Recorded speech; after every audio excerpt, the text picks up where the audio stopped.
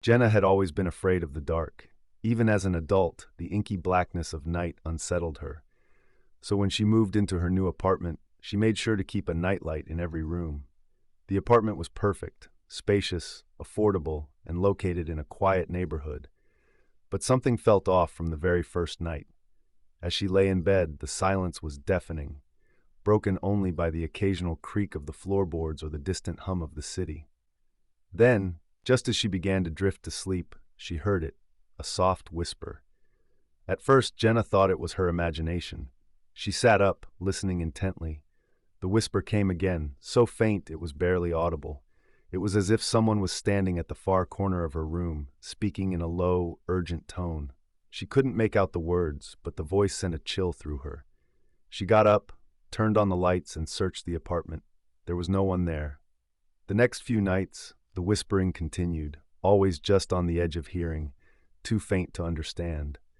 She tried ignoring it, but each time the voice came, it seemed a little closer, a little louder.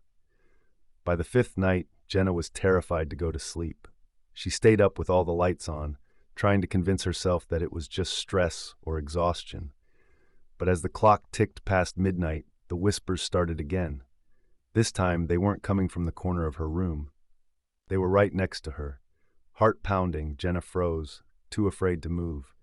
The voice, now unmistakably clear, was murmuring her name over and over. Jenna, Jenna.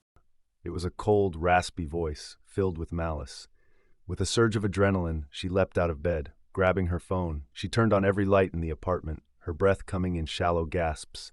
The whispering stopped as suddenly as it had begun, leaving the apartment in eerie silence. Shaking, Jenna searched online for any explanation. She found an article about the apartment building, a tragedy from years ago. A woman had died in her sleep, found days later after no one heard from her.